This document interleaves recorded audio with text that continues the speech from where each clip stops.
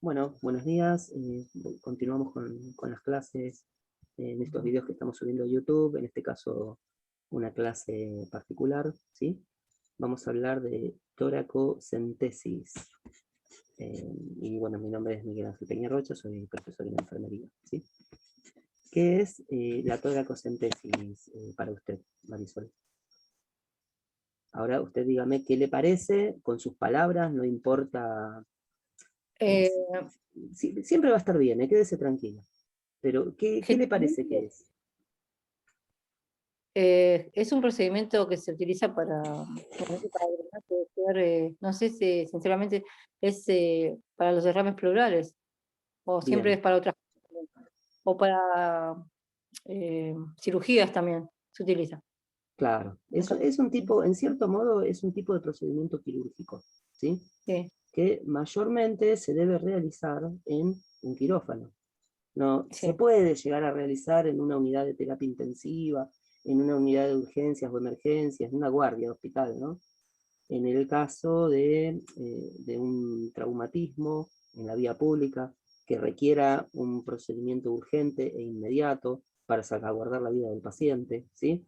Pero mayormente, dentro de lo posible, se debiera realizar dentro de un ambiente estéril, un quirófano, vamos a decir, ¿sí? Ahora vamos a leer lo que acá yo traje respecto de estas presentaciones y bueno, lo vamos analizando, ¿sí?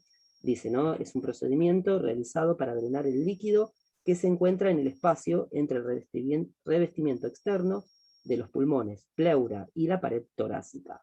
Y ahí un poquito, a ver si yo puedo graficar acá de otra forma. Imaginemos, a ver si se hace el dibujo. Bueno, el dibujo no va a ser un super dibujo, pero es un dibujo. Esto que estoy dibujando acá, si usted se estaría dando cuenta más o menos, ¿qué le parece que es? Los pulmones. Bien, son los pulmones. Entonces, un poco para ubicarnos, ¿dónde está el espacio pleural? ¿Sabe dónde está el espacio pleural ahí? Sí, el espacio pleural está ahí ahí, Ahí es como en lo el estoy borde. graficando Claro, yo. claro, está revestido por unas capas que los protegen. Perfecto. Este es el espacio, este interior es el espacio intrapleural, ¿sí? Y se divide básicamente, es un espacio libre, ¿no? Que ahí hay algún tipo de componente, hay líquido que lubrica, que permite la expansión adecuada de los pulmones. Se divide en dos partes, una que es la parte interna, que es esta que estoy señalando ahí, que se llama la parte visceral. ¿Por qué visceral? Porque está tocando los pulmones, roza los pulmones. Y la parte parietal, que es más externa, ¿sí? Y adentro hay algún tipo de líquido. Cuando se produce algún tipo de lesión en este nivel, ¿sí? En el espacio pleural, ya sea por un golpe, sea por una herida cortante o cortopunzante, podría llegar a entrar dentro de este espacio dos tipos de elementos. Puede ser algo sólido, puede ser algo líquido. Cuando estamos hablando de algo líquido, estaríamos hablando de, ¿se le ocurre el nombre? Aire es neumotórax. El Bien, líquido tórax es pus y hemotórax bien, es sangre, ¿no? hemotórax, perfecto. Dentro del espacio pleural, ¿sí? Cuando se produce eso, bueno, hay que hacer el procedimiento justamente Eso para... ahí vendría a ser generalmente puede ser ahí es cuando puede ser por un trauma, ¿no? ¿Cómo? Ahí puede ser por un trauma, ¿no? Cuando es hemotórax puede ser por un trauma, ¿no? Causado por Exactamente, sí, sí, sí. un accidente, algo así. Claro, esto es lo que se produce ya sea por un accidente en la vía pública, que puede ser una herida contusa como un choque ante un vehículo, o el ingreso de un arma de fuego, o el ingreso de un arma blanca, ¿sí? Entonces, esto es lo que puede llegar a producir un tipo de lesión. Ahora, otra cuestión, ¿no? A saber, a tener en cuenta, se pueden producir este tipo de lesiones a través de procedimientos médicos. Por ejemplo, podríamos estar hablando de la colocación de una vía central, ¿sí? Ajá. Algún otro tipo de estudio laparoscópico podría llegar a lesionar los pulmones produciendo el derrame pleural, ¿sí? ¿Vamos bien hasta ahí? Sí, sí. Vale, quiero avanzar. Bien, el tratamiento debe ser utilizado como prueba diagnóstica en los casos de rápida acumulación, la toracocentesis, ¿no? Sí, sí. Cuando hay disnea severa, secundaria a derrame masivo. Cuando hay un derrame masivo, pasaría algo así, ¿no? Imaginémonos, voy a dibujar los dos pulmones a los fines didácticos. Uno lo voy a dibujar, por así decir, en tamaño normal, ¿sí? Y el otro lo vamos a dibujar en un tamaño más pequeño. ¿Cuándo se puede producir esta disminución del tamaño pulmonar? Cuando el ingreso de líquido o el derrame es de forma masiva, ¿sí? Entonces acá podríamos estar diciendo que se está acumulando, ¿qué? Depende, si es mucho aire, mucho líquido, depende de lo que sea. Ahí lo estoy escribiendo. Sangre o líquido, ¿no? Así. Otra cuestión a tener. En el tema de, porque me pasó en un caso de un conocido, cuando es aire, ¿no? Le detectaban aire en los pulmones. Sí. Ella es una persona cardíaca, tiene problemas tiene cardiopatía congénita. Sí. Generalmente siempre se produce aire cuando son casos cardíacos, o también puede ser casos hepáticos, así. Podría ser más que nada por sangre. Porque, ¿qué pasa con el corazón? Imaginémonos, bueno, el corazón está en alguna parte de acá, ¿no? Vamos a hacer un dibujito similar a un corazón, un círculo aunque sea, ¿no? Con sus cavidades. El corazón, ¿de qué se ocupa el corazón? De bombear sangre. Sí. ¿Qué pasa cuando hay, no sé qué caso me había dicho, qué enfermedad tenía su... Aire en los pulmones. Bueno, en este caso podríamos estar hablando de una IC, una insuficiencia cardíaca, ¿sí? Sí. Por eso yo le digo que mayormente es líquido lo que se junta, salvo que haya una lesión a nivel pleura, y esa lesión es lo que va a permitir el ingreso de aire, ¿sí? Pero mayormente es líquido. ¿Pero por qué cuando hay una insuficiencia cardíaca? En el caso de la insuficiencia cardíaca, el corazón, ¿cuál es la función habitual del corazón? Bombear sangre y llevarla a la circulación general. Cuando hay una alteración a nivel cardíaco, dícese una insuficiencia cardíaca, esta sangre no es bombeada adecuadamente. Entonces, a razón de eso, la sangre empieza a acumularse, ¿sí? Donde se acumula justamente alrededor de los pulmones. Y a razón de eso es que podría producirse este tipo de lesión dentro del espacio bueno, en este espacio, ¿no? Y a razón de eso empieza a llenarse de sangre, que la sangre, piense en esto, ¿no? ¿Cómo son los pulmones? Este es el dibujo de los pulmones, ¿no? Sí. Es como una especie de pirámide. ¿Dónde se junta la sangre y dónde se junta el líquido?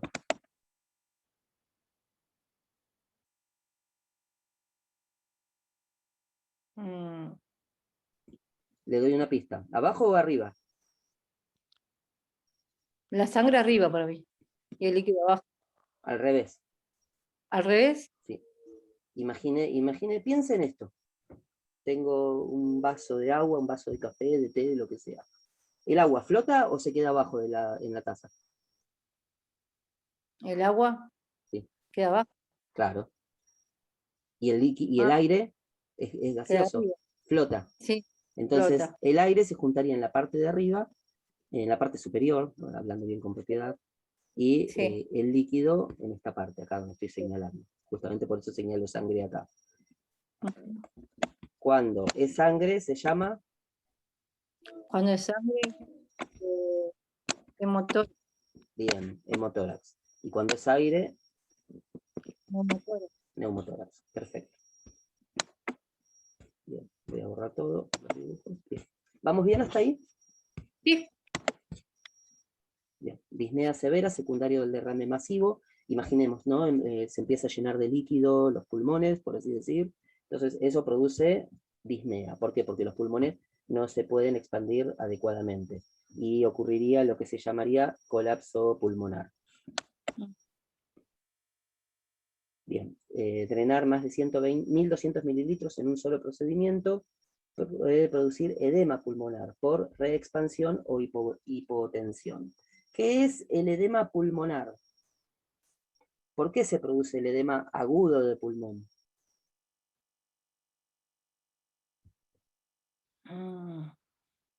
Esta es una patología que tiene mucho que ver con... ¿Por la neumonía? ¿Puede ser por una neumonía?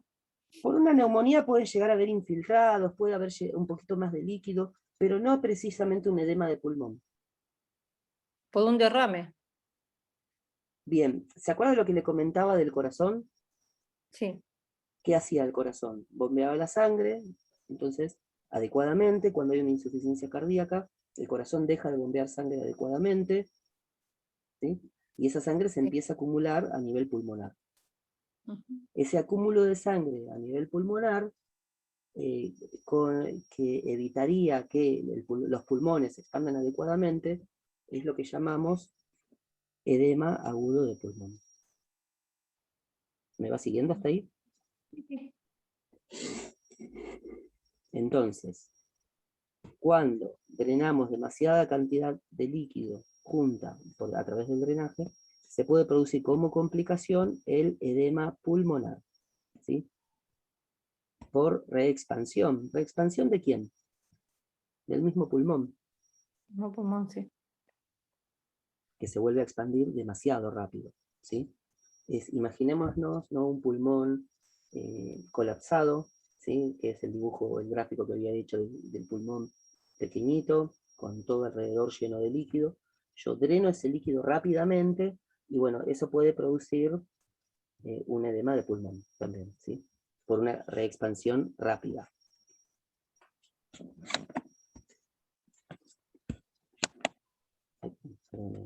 Adelante un poquito. Antibiótico-terapia también es parte del tratamiento. Usted bien había dicho en un momento la infección, una neumonía, ¿no? Que la neumonía, ¿qué es? La infección del parénquima pulmonar. La neumonía puede producir derrame pleural también, ¿sí? En mayor o menor medida puede llegar a producirlo. Por eso parte del tratamiento es la antibiótico-terapia. ¿Tiene dudas? Dígame y lo vamos charlando.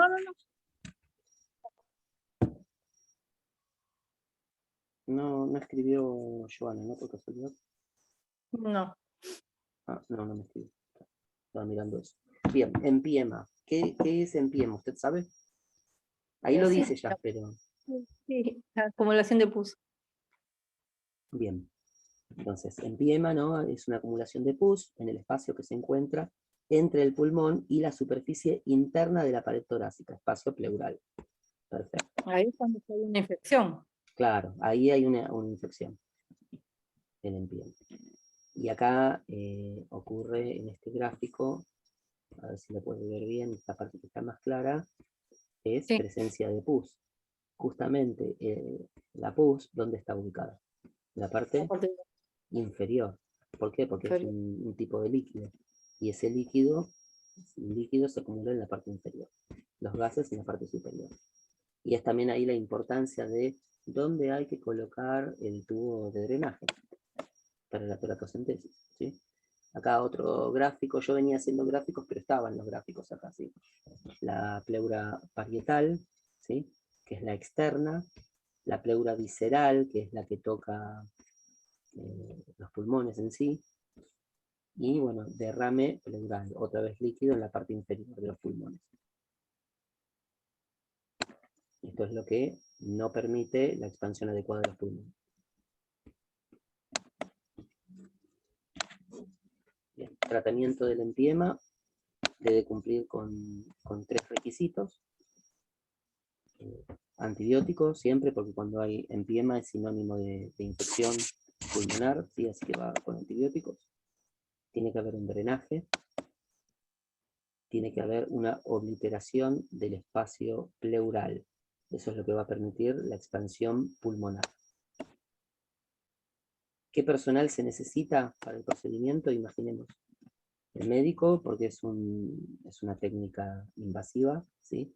Donde se debe introducir un tubo de drenaje dentro del espacio pleural. No lo haría enfermería, sin embargo, lo hace el médico, sin embargo, debemos asistir en el procedimiento, ¿sí? Enfermería y, bueno, auxiliar de enfermería también. A veces se trabaja en conjunto, en realidad, ¿no? Ninguno de los integrantes o sea, todos los integrantes son importantes a la hora de realizar el procedimiento, ¿sí? Tanto el médico como el personal de enfermería deben conocer la historia clínica del paciente. ¿Qué observaría usted en la historia clínica del paciente? Imagine esto. Un paciente que es hipertenso, o Bien. sea, Sí. ¿qué patologías tiene? Si alguna patología de base, ¿qué más? Obviamente se tienen que estar todos los controles, los controles signos vitales bien antes de realizar el procedimiento. Claro. Imaginemos algo, ¿no? Yo cuando empezamos con la charla, le había mencionado que se debiera tener en cuenta que es un procedimiento que, si bien en una urgencia, en una emergencia, se podría llegar a hacer en una sala de guardia, pero lo más adecuado era que se realice ¿en dónde? En un quirófano. En un quirófano. Entonces, todo paciente que entra a un quirófano, esta materia que usted tiene se toca mucho con materno infantil, con enfermería de quirófano, ¿sí? Porque justamente usted está en tercer año. Está adulto y adulto mayor 2, está orientado al paciente quirúrgico. Y este es un paciente quirúrgico. Entonces, si debe entrar a un quirófano, tiene que hacerle una serie de estudios, controles. Lógicamente, como no es una cirugía programada, que tengamos mucho tiempo para realizarla, tienen que hacerse estudios básicos. Y ahí, ¿qué se le podría hacer? Electrocardiograma, laboratorio, ¿sí? Sí. Rayos. Rayos X, básicamente eso, ¿no? Y tener en cuenta qué medicación toma el paciente o está tomando, ¿no? Imaginemos un paciente que está anticoagulado, ¿sí? Con heparina o fraxiparine o enoxaparine. Tendremos que tener cuidado con ese control. ¿Por qué? Porque puede presentar, a la hora de hacer este procedimiento en quirófano, puede producir un sangrado aún mayor del que ya tiene, ¿sí? Entonces son cosas que, cuando hablamos de historia clínica, en este tipo de paciente, en esta situación, tenemos que tenerlas en cuenta. Dígame, Marisol, si vamos bien. Sí, sí. Vale. Bien, informar al paciente acerca de la indicación y la técnica a utilizar, y hay que intentar tranquilizar al paciente, ¿no? Esto siempre es importante al paciente, sobre todo el paciente que está lúcido, lógicamente, decirle qué le vamos a hacer, por qué se lo vamos a hacer, para qué, cuál es el beneficio de realizarle el procedimiento. Paciente que no está lúcido, también hay que explicarle, también hay que hablarle, hay que generarle tranquilidad, ¿sí? Por más que uno diga, no me escucha, ¿no? Siempre hay que hablarle, ¿sí? A usted le pasará en la especialidad en la que usted está trabajando, ¿no? Que muchas veces piensa que, o a la gente que le dirá, no, ¿para qué le vas a hablar si este paciente no entiende nada? Quizás sí. Nosotros tenemos contención verbal. Claro, tal cual. Se trabaja sobre la contención verbal. No solo en la especialidad que usted hace, en todas las especialidades. Hasta a veces a un niño chiquito, yo hago pediatría, hasta un niño chiquito hay que explicarle las cosas, ¿sí? Con su forma, a su modo. No nos tenemos... ¿Cómo? Sí, obvio, todo depende, la edad y el caso del paciente, ¿no? Es un Claro, paciente que está, es un paciente. Y es como dice usted, sí, no, ellos a su manera entienden. Yo trabajo, bueno, la parte donde yo trabajo, ellos entienden. Son pacientes que, si usted les sabe explicar, ellos lo entienden. Quizás hay claro. pacientes que hora y a los 2 minutos se olvidó. Pero bueno, Sí, pero uno es parte de nuestra labor explicarlo. sí. Así que bueno, eso por un lado, después la analgesia y la sedación según el caso particular, ¿no? Es importante la analgesia, hay que tener en cuenta la anticoagulación del paciente, ¿no? Bien, continuamos con la preparación del paciente, colocarle una vía venosa periférica, ¿sí? ¿Por qué es necesaria una vía venosa periférica? Por en caso de que haga una complicación, se le pueda administrar cualquier medicamento. Claro, tal cual. Aparte, imaginemos que es un paciente que sube a quirófano, ¿sí? Sí, tiene que tener. Bien, oxigenoterapia también. Lavado de la zona con agua y jabón, o bueno, algún tipo de desinfectante, ¿no? Preparación del paciente, colocarlo en la posición adecuada. Y acá dice, ¿no? Región axilar, decúbito lateral, opuesto al lado a realizar el drenaje. ¿Sí? En el caso de que sea la región axilar donde se tenga que colocar el drenaje. Bien, región posterior, la posición suele ser con el paciente sentado o con apoyo de ambos lados sobre un sillón o mesa y leve encorvamiento del tronco. Ahora, quédese tranquila, quizás así no lo entiende bien. Ahora hay unos No, no, sí, gráficos. sí. ¿Se entiende No, igual? no, sí. Ah, está bien. Sí, sí. Después igual yo le comparto este PowerPoint, así usted ya lo tiene y lo lee. Y sobre que ve Claro. el video, va leyendo el PowerPoint y bueno. Después podemos armar un grupito de WhatsApp entre su compañera y usted, así yo ya les comparto todo ahí directamente, ¿sí? Bien, región anterior, la posición es de cúbito supino, cuando la región es anterior. La región donde se va a realizar la toracocentesis, ¿no? Sí. Acá, bueno, Lateral. claro, de cúbito lateral. Lateral. Esto un Supino, poco claro. recordando las posiciones, ¿no? Porque uno mismo a veces se va olvidando, uy, cómo era supino, uy, cómo era prono, uy, bueno, de cúbito lateral sí es más fácil, pero entre supino y prono es como que es... Y bueno, uno como enfermero estudia, ¿no? La posición supino, prono, pero al paciente le decimos, póngase en posición supino, póngase en posición No. prono, no porque el paciente, tenemos que ponernos, como hablábamos hace un rato, a la altura del paciente, ¿no? En el sentido de explicarle las cosas según el entendimiento de ellos. Ah, en ese caso le diríamos boca arriba o boca abajo. Claro, tal cual. Pero entre colegas, entre compañeros, sí vamos a hablar supino, vamos a hablar prono, como para utilizar la terminología, ¿no? Y acá, bueno, la posición, también otra posición, que era lo que yo le decía, espera un segundito, vamos a volver a esta parte, ¿no? La región posterior. La posición suele ser con el paciente sentado cuando es el ingreso del del tubo de drenaje en la región posterior. El paciente tiene que estar sentado, apoyo de ambos codos sobre un sillón o mesa y leve encorvamiento del tronco. Y ahí es donde surge esta posición, ¿sí? Veo que ahí está ingresando en la tubuladura a través en la zona posterior, ¿sí?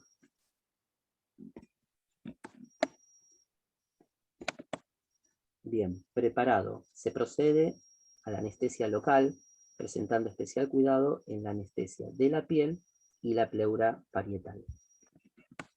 Sí, ahí se hacen pequeñas inyecciones alrededor de la zona donde Sí. se va a realizar la introducción del catéter, ¿sí? Esto igual yo como que le recomendaría que se busque, hay muchos videos donde muestran cómo se hace el procedimiento, ¿sí? Y usted Sí. se reirá, pero siempre me llamó la atención con estas series tipo Anatomy Grey, Ah, sí. ¿sí?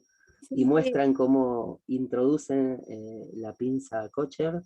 No sé si lo vio Ujú. alguna vez ese detalle. Hace un tiempo como que vengo viendo ese detalle, ahora no lo estoy viendo, pero lo veía, y es impresionante, ¿no? Como hacen una incisión con un bisturí, entran con la pinza Kocher, abren y ahí introducen el catéter atrás de eso. Pero súper cruento lo muestran, obviamente, ¿no? Y al paciente que le dicen, respire hondo.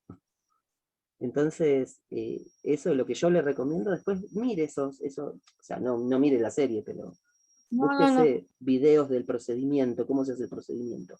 Y eso le va a enseñar un montón, ¿sí? Acá yo le puedo enseñar, le puedo explicar más o menos cómo es la técnica, todo lo que estamos hablando, pero lo que usted va a aprender realmente es cuando vea la técnica cómo se realiza, ¿sí? ¿Me sigue, no? Sí, sí. Bárbaro. Bueno, anestesia local, toracocentesis y toma de muestra para citología, microbiología y exámenes físico-químicos. Y bueno, ahí se incluye el pH con jeringa de gases en sangre. Esto ya es como un tema aparte, ¿no? El pH, ¿se acuerda cómo era más o menos los valores? Si es bajo, si es alto, si es acidosis, si es alcalosis. Bueno, todo eso es importante evaluar en el paciente. Si está acidótico, si está alcalótico, si es alcalosis respiratoria, si es metabólica, ¿sí? Mayormente, como estamos hablando de una, perdón, de una toracocentesis, estaríamos hablando que hay una alteración a nivel respiratorio. Al no expandirse los pulmones adecuadamente, hay disminución de los niveles de oxígeno, con aumento de los niveles de dióxido de carbono. Entonces ahí ya estaríamos hablando de una acidosis respiratoria. Ese es un tema aparte que si quiere lo podemos ver en otro momento, ¿sí? Sí, buenísimo. Lo Bueno, de estado ácido-base se llama. sí. Hay un par de videos en mi canal de YouTube. Hay un video en mi canal de YouTube. Si quiere lo busca ahí o yo se lo comparto, ¿sí? Bueno, Incisión de la piel de 1 a 2 centímetros con pinza Kocher estéril.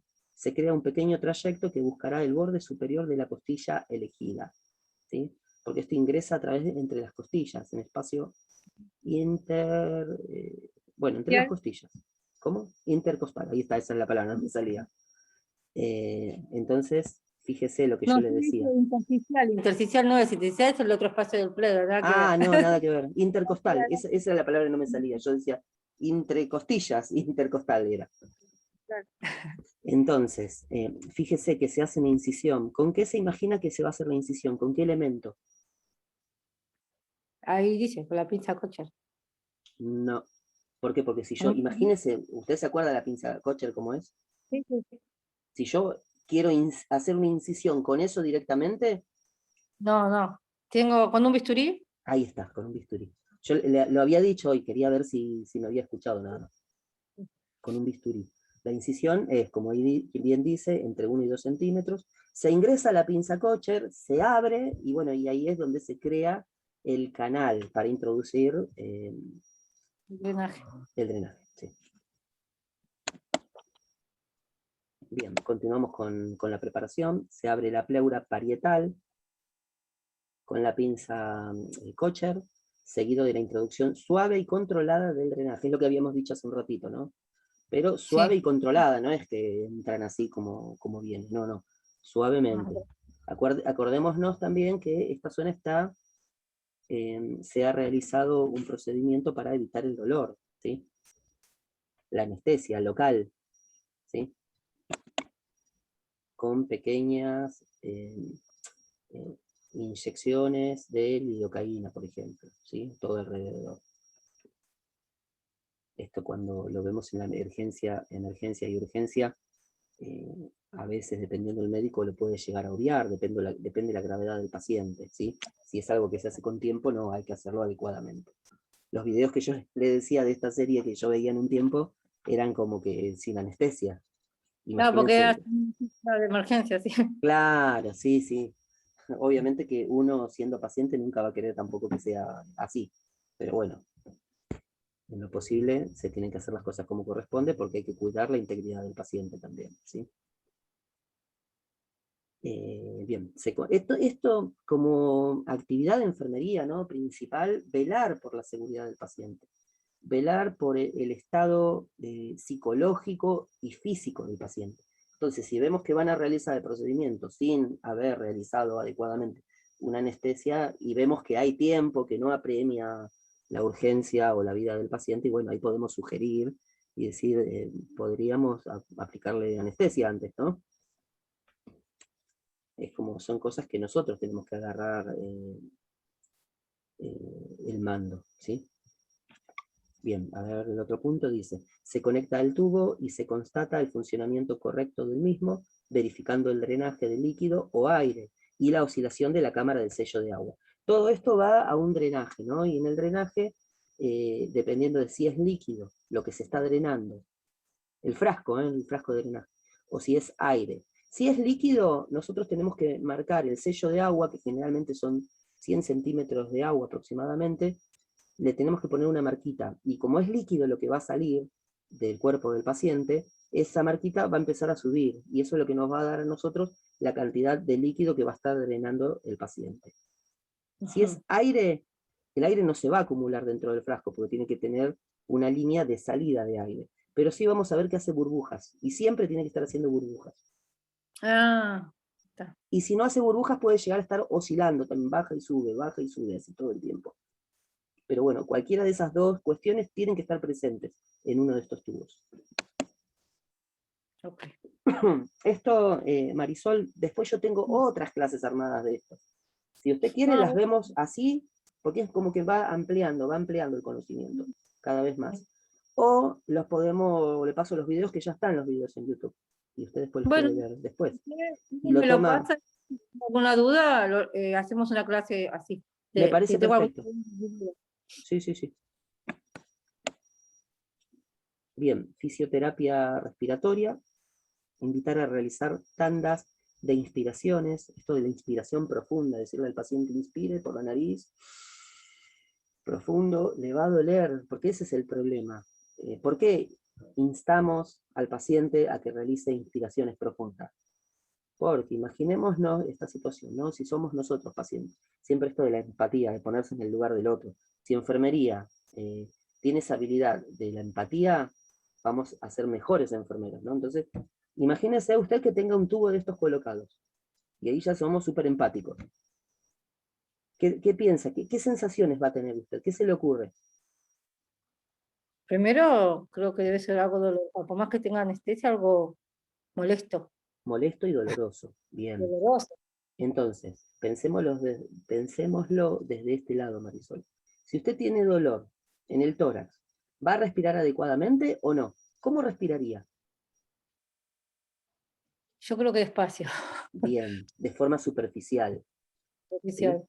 Entonces ahí es donde, y entonces no va a oxigenar bien, no va a oxigenar adecuadamente el paciente.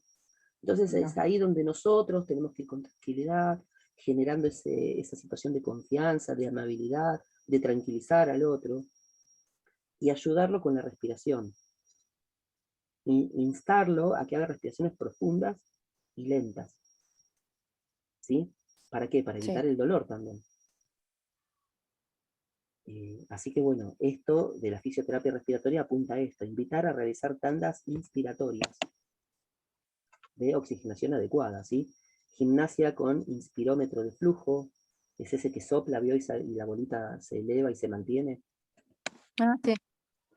Gimnasia de elevación y giro de brazos, eso también favorece la expansión pulmonar. Ejercicios de proyección de aire sobre distintos puntos, es como soplando, ¿sí? También.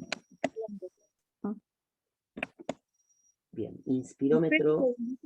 ¿Me espera un minutito que voy Sí, a sí, abrir? sí. Que me están... Sí, sí, sí. Un minutito. Sí.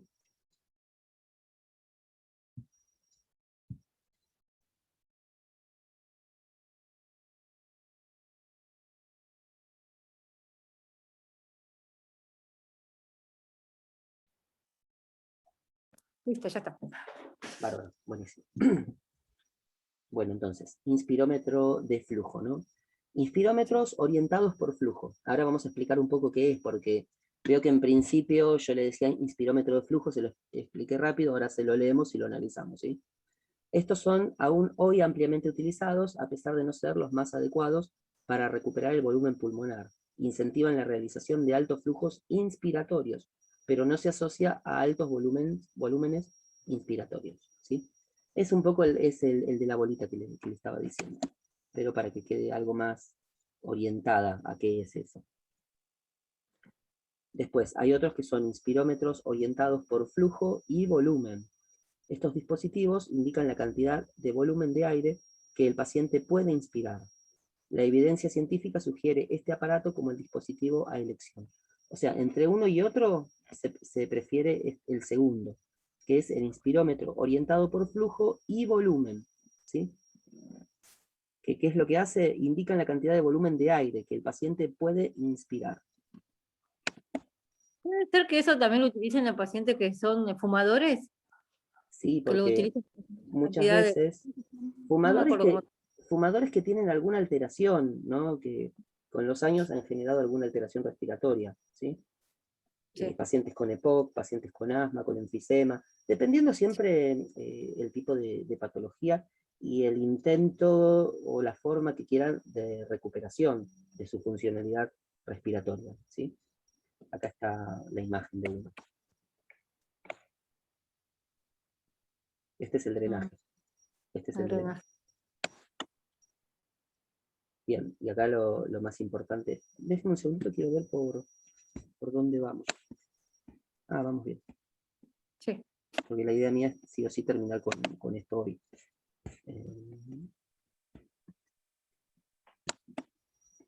Perfecto. Cuidados de enfermería, ¿no? En caso de traslado, es suficiente desconectar el sistema de aspiración y mantener el drenaje siempre por debajo del tórax del paciente. Esto es importante, ¿no? Lo de la gravedad, ¿no? El drenaje nunca tiene que estar por encima del nivel del paciente, ¿sí? Siempre tiene que estar por debajo del nivel del paciente, ¿sí? Y acá vio que dice, en caso de traslado es suficiente desconectar el sistema de aspiración y mantener el drenaje siempre por debajo del tórax del paciente. Cuando hablamos de desconectar, habría que clampearlo, ¿sí? Para evitar que, si usted no lo clampea, puede llegar a salir líquido, ¿sí? Si no lo clampea, puede llegar a entrar aire también. Y sobre que tiene un hemotórax, va a terminar teniendo un neumotórax, ¿sí? Eso Entonces, cuando uno lo va a campear, sí. ¿no? Tiene que tener en cuenta cierta distancia o se grampea, porque no me acuerdo si leí, no sé si era en esto, hay una parte que dice que hay una cierta distancia que se grampea, por ejemplo, a los centímetros o se grampea y ya No se tiene que clampear muy cerca de la piel, ¿sí? Lo más distal posible. está posible. Ok. Sí. Bien, pinzado del drenaje. El pinzado del drenaje durante tiempo prolongado o durante horas debe ser previamente indicado por el cirujano y nunca debe Sí. llevarse a cabo si existe fuga aérea, ya que presenta el riesgo de enfisema subcutáneo o incremento del neumotórax. Cuando hay fuga aérea, quiere decir cuando hay pérdida de líquido a través del catéter, ¿sí? De líquido o de aire, porque eso puede producir neumotórax. Vio que yo lo había dicho, cuando se desconecta, si usted lo clampea, pero puede ser que fugue aire, o sea, sale aire o sale líquido a pesar de estar clampeado, significa que no está bien clampeado o hay algún otro problema, pero bueno, eso va a incrementar el neumotórax, ¿sí? Y acuérdese que esto, si no lo indica el cirujano, no lo podemos hacer, ¿sí? Lo adecuado, en realidad, es que esté constantemente pasando por el drenaje, ¿sí? Y como es un ¿En circuito qué caso cerrado, en qué caso podrías llegar a grampearse, más allá de que haga una pérdida? acá, por lo que habla el material de donde saqué esto, es en el caso de un Sí, traslado. un traslado, ¿no? Sí, Sí. sí, sí, en el caso de un traslado. Si no, no. Y después de que termine el traslado, inmediatamente se tiene que volver a desclampear y que siga teniendo la funcionalidad, ¿sí? Ya cuando no tiene más funcionalidad porque se ha evacuado el acúmulo de sangre o de pus y quizás, ojo, ¿no? Porque uno habla de hemotórax y no es que siempre que un paciente tenga un hemotórax, siempre va a ir un drenaje. A veces puede tener un hemotórax, pero es una cantidad mínima de líquido. Y esa cantidad mínima de líquido no va a requerir un drenaje, ¿sí? Entonces, Ah, en ese caso, se reabsorbe solo. Sí se evalúa que no aumente y que vaya disminuyendo, pero no va a necesitar sí o sí un drenaje. ¿Se entiende, no? Eso. sí, sí. Bárbaro. Continuamos con el pinzado del drenaje. La maniobra de pinzar el drenaje debe ser indicada por el médico tratante y es excepcional como prueba para confirmar la resolución del neumotórax. ¿Vio? Cuando vamos a confirmar que el neumotórax se ha resuelto, hay que pinzar 24 horas antes de la extracción del drenaje, ¿sí? Porque imaginemos, ¿no? Que le hacen algún estudio, una ecografía, y por ejemplo, que es lo que detecta el líquido, ¿no? Y detectan que el drenaje, que el líquido, que el hemotórax, se encuentra en poca cantidad. Ya dicen, bueno, ya hay que sacarlo. Está bien, antes de sacarlo hay que pinzarlo 24 horas, volver a hacer otra nueva ecografía, y ahí sí se determina que no ha vuelto a aumentar la cantidad de líquido. Recién ahí se podría llegar a sacar. En el mientras tanto hay que clampear. ¿Por qué? Porque si yo no clampeo, este líquido va a estar saliendo todo el tiempo, al drenaje sí, pero no me voy a dar cuenta si realmente dejó de producirse nuevo líquido en el pulmón. Ah, ¿Se sí. entiende, no, la explicación? Sí. Bien, pinzar durante 2 horas para algunos procedimientos intrapleurales.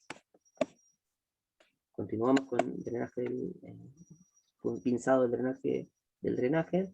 Si se detecta un acúmulo masivo, pulsátil, por el drenaje con más de 500 mililitros de sangre fresca, con compromiso hemodinámico del paciente. ¿Qué se le ocurre? ¿Qué puede llegar a estar pasando acá, en este caso?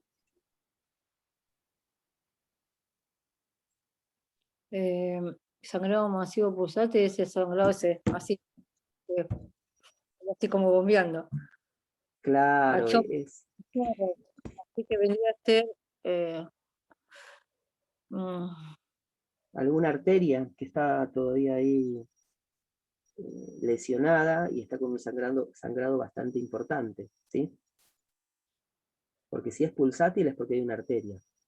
una arteria, sí. Y es un sangrado masivo, ¿sí? Y hay compromiso hemodinámico, porque cuando hay una lesión a nivel arterial, empieza a salir sangre, sangre, sangre, sangre, y el paciente se empieza a descompensar desde lo hemodinámico, ¿sí? Ahí en ese caso se puede llegar a hacer un pinzado del drenaje para evitar que siga saliendo sangre, como una especie de hemostasia. Mm. Se debe pinzar e inmediatamente avisar al médico para evitar una hemorragia mayor, sospechando la lesión de un gran vaso con el drenaje, ¿sí? Cuando se coloca cuando se coloca la tubuladura, puede llegar a lesionarse un gran vaso. Y ahí es cuando se produce este tipo de lesión, o este tipo de problema, de dificultad, que es el aumento de líquido de forma continua, rápida, produciendo alteración hemodinámica. Problemas potenciales, esto también siempre, ¿no? Hay que tener en cuenta qué es lo que puede llegar a ocurrir, ¿sí? Cuando tengo un drenaje. A razón de eso, después voy a realizar mis intervenciones de enfermería, siempre buscando la prevención. Eso es importante, prevenir. Bueno, obstrucción del drenaje puede obstruirse con coágulos o fibrina. Yo me acuerdo cuando trabajaba en... Una consulta. Porque Sí, sí, dígame. no me acuerdo sinceramente. ¿Qué cosa? ¿Qué es fibrina? Es un factor que tiene que ver con la coagulación, ¿sí? Ajá. Va a producir, si está en cantidad suficiente, va a producir la coagulación adecuada, ¿sí? Ajá. Bueno, y a veces se forman pequeños coágulos o fibrinas, que son como pequeños coágulos también, ¿sí? Dentro del drenaje, ¿sí? Del tubo, de la tubuladura. Y eso es lo que va a obstruir y va a evitar que salga el líquido desde el hemotórax hasta el drenaje, ¿sí? Estas son las cosas que tenemos que corroborar que no ocurran para que Si el eso llegara a drenaje... pasar, ¿Cómo? y si eso llegara a pasar, cuál es el procedimiento que se haría? ¿Lo hace el médico? ¿Lo hace Bueno, ahí o- dependiendo el nivel de taponamiento, podría llegar a tener que retirarse el drenaje y volver a colocar otro. Ah, ok. Pero bueno, depende, ¿no? Yo me estaba acordando cuando trabajaba en cardiología, hacían bypass cardíaco, no me acuerdo qué hacían, pero bueno, Cuestión que terminaban con un drenaje torácico los pacientes. Y lo que hacíamos, lo que llamábamos el ordeñado, era un procedimiento que se iba, con el drenaje se iba moviendo de una forma, el drenaje como de un lado al otro, hasta poder sacar los coágulos que se formaban. Y había que hacerlo constantemente porque se formaban coágulos, se tapaba y había que cambiarle el drenaje directamente. Eso se va evaluando también si es un drenaje recientemente puesto, que tendría que estar saliendo líquido y no sale nada, bueno, ahí es porque hubo una obstrucción. Sí. Sí. Bien, otro problema potencial es la hemorragia. Si el drenaje es de sangre roja, rutilante y pulsátil, puede indicar la lesión de un gran vaso o el corazón. Esto ya lo habíamos dicho también. Se debe pinzar el tubo de inmediato, si por el drenaje viene sangre fresca. Es importante poner en conocimiento al médico. También lo habíamos dicho, ¿no? Bien, tomar signos vitales, que se podría llegar a ver alterada la tensión arterial, disminuyendo en hipotensión, la frecuencia cardíaca, es decir, taquicardia, ¿sí? Y podría llegar después de eso, porque eso es como mecanismos de compensación, después de ellos ya vendría la descompensación hemodinámica. Hipotensión, bueno, taquicardia, ¿sí? Vemos la piel del paciente, piel pálida, sudoración fría, alteración neurológica también, ¿sí? Bien, continuamos con los problemas potenciales. En aquellos pacientes que durante 3 horas consecutivas drenan más de 200 mililitros de sangre y presentan signos de taquicardia, es lo que ya habíamos dicho antes, ¿sí? Taquipnea, disnea, hipotensión, se debería considerar la toracotomía exploratoria y o hemostasia. O sea, tendrían que ingresar nuevamente a través de una laparoscopía, pero a nivel del drenaje, y bueno, y ver si hay algún sangrado masivo por lesión de algún gran vaso. A ver, espera que quiero ver cómo vamos. Ya casi terminamos, faltan 2 más. Bien. Enfisema subcutáneo se presenta cuando el aire penetra dentro de los tejidos bajo la piel. Es como el crujir de las hojas, algo así sería observado, el enfisema subcutáneo, a nivel torácico, ¿no? Ocurre en la piel que cubre el tórax o el cuello, pero también se puede presentar en otras partes del cuerpo.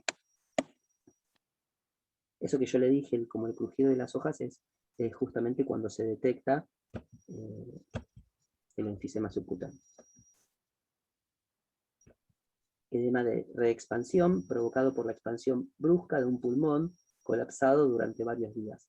¿Se acuerda que yo le decía cuando se drena mucho líquido de forma rápida, ¿sí?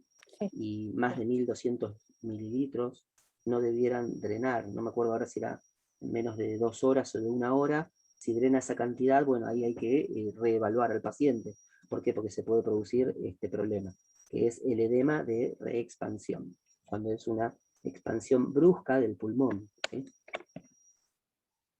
Se manifiesta. Esto a tener en cuenta, los signos y síntomas que tenemos que tener en cuenta: tos, dolor pleurítico, hipoxemia. Quedó dormido. Ahí mandó un mensaje. Le Se contestó. quedó dormido. Bueno, después Sí, después le comparte el video a usted y cualquier cosa después organizamos con ella. Organizo otro día, otra clase de esto mismo, salvo que vea el video y ya le alcance, ¿sí? Claro. Bien, se manifiesta por tos, dolor pleurítico, hipoxemia, hipotensión y sensación de angustia también. Se previene drenando gradualmente las grandes colecciones. Entonces se drena una cantidad, se clampea, se espera un tiempo, se vuelve a drenar, se vuelve a clampear, así como para que vaya drenando poco a poco para que el pulmón pueda adaptarse a la situación de reexpansión, ¿sí? Gracias. Bueno, ahí corto el video, va la grabación, y hablamos 2 segunditos más y vamos finalizando. Espera un segundito, dejo de grabar.